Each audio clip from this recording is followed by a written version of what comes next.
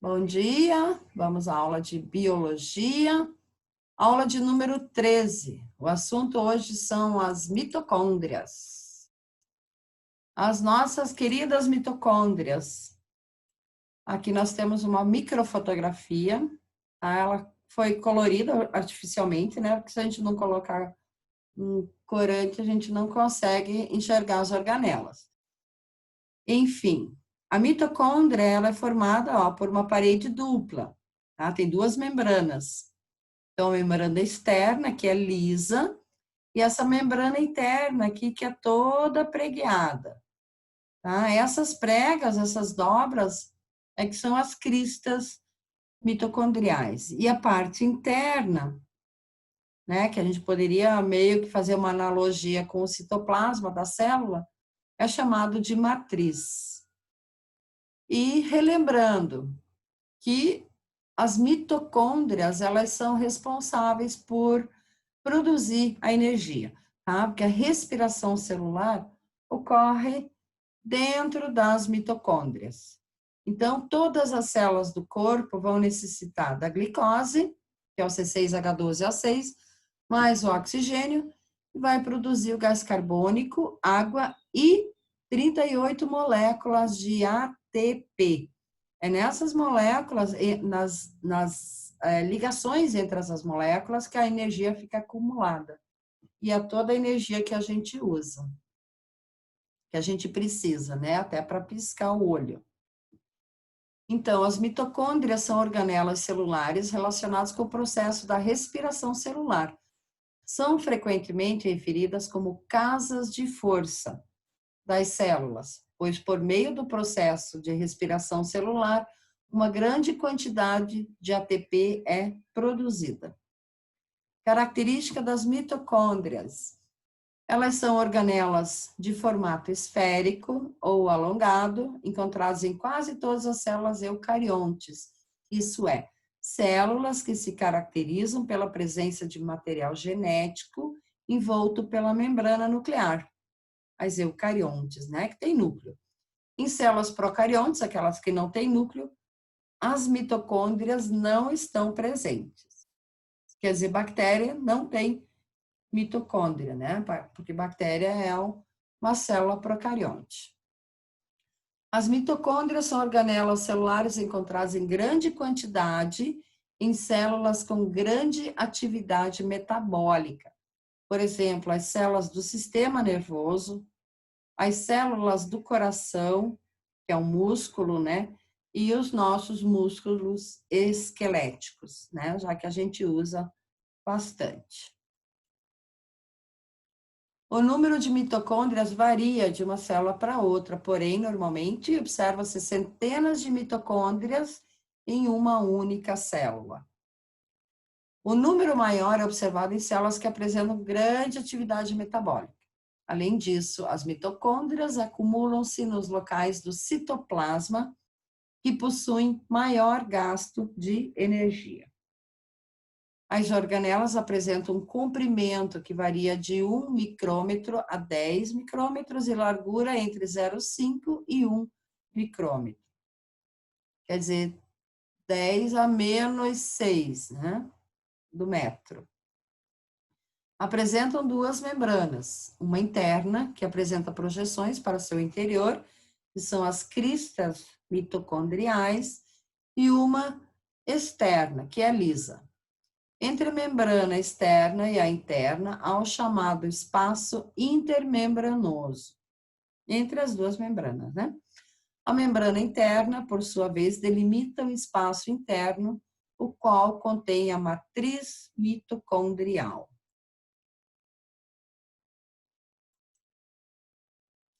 Então, aqui é um desenho esquemático, né? As cristas mitocondriais. Aqui a gente tem uma organela, uma molécula que vocês conhecem, né? É a molécula de DNA. As mitocôndrias, elas possuem DNA próprio. Tem alguns grânulos, os ribossomos. Os ribossomos, lembrem-se que nos ribossomos ocorre a síntese de proteínas e enzimas.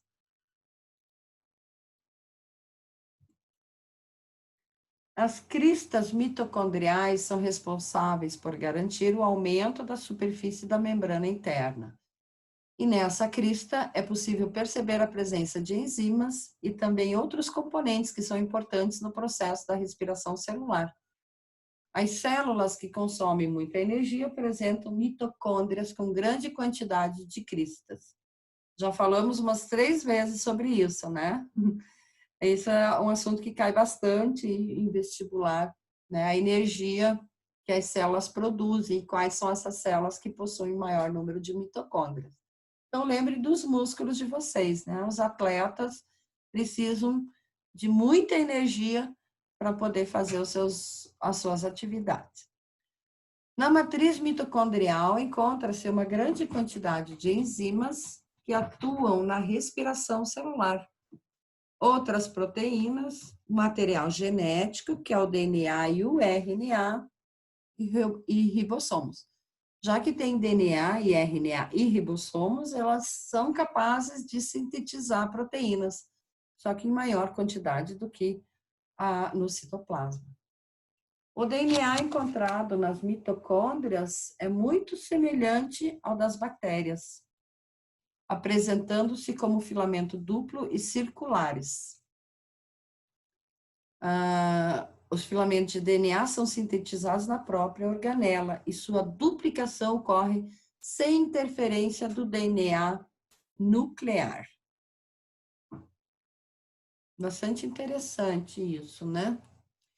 Como dito, o RNA está também presente nas mitocôndrias. Nessas organelas ocorre o RNA ribossomial, o RNA mensageiro e o transportador. Então, o RNA mensageiro, ele copia a mensagem do DNA e o transportador transporta, então, os aminoácidos até o RNA ribossômico, onde ocorre a síntese das proteínas.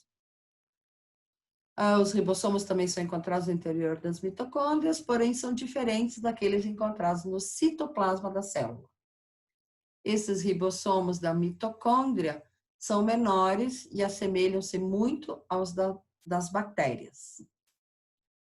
Nas mitocôndrias também são sintetizadas algumas proteínas, mas em menor quantidade. E as mitocôndrias são capazes de se fundir e de se dividir por divisão binária ou fissão binária, assim como organismos procariontes. Assim como uma bactéria, né? Uma bactéria, ela duplica o seu DNA e se divide. Aí vai uma parte do DNA, quer dizer, a metade do DNA, né, para uma célula e a outra metade para outra. Então, a mitocôndria, ela também tem o poder de se autoduplicar. Funções das mitocôndrias. Como vocês já sabem, né, as mitocôndrias funcionam como um sítio do processo da respiração celular. E esse processo metabólico extrai energia armazenada na glicose, que são os açúcares, né? E também outros combustíveis orgânicos, como lipídios, por exemplo, né? Havendo decomposição desses combustíveis na presença do oxigênio, e vai se decompor em gás carbônico e água, e ATP.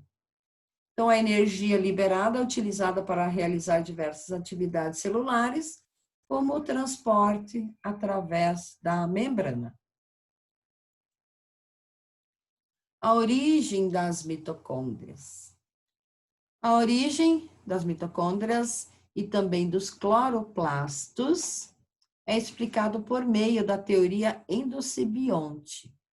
Endo é dentro, simbiose é quando duas coisas se unem, né? Essa palavra já está bem comum até fora da biologia, né? A simbiose é quando existe uma interação maior, assim, entre dois seres vivos ou como é que eu posso explicar? Uma simbiose, uma coisa intrínseca. Então, de acordo com essa teoria, um ancestral das células eucariontes, um ancestral, tá? Já era uma célula mais evoluída, fagocitou um pequeno procarionte ancestral aeróbico, e já utilizava oxigênio para metabolizar as moléculas orgânicas. Espero que vocês lembrem do termo fagocitose, quando tem aquele englobamento, né? A gente viu quando estudou os lisossomos, que começou a viver em seu interior. Quer dizer, isso já é uma simbiose, né? Esse procarionte ancestral foi englobado, mas não foi digerido pela célula. E por fornecer vantagem a essa célula, começou a viver de maneira simbiótica, isso é, em uma relação que beneficiava todos os envolvidos, tá? Até a célula ancestral das eucariontes e o ancestral, um procarionte ancestral que era aeróbica, já utilizava o oxigênio. Então, as mitocôndrias provavelmente eram organismos procariontes que foram englobados por uma célula mais complexa.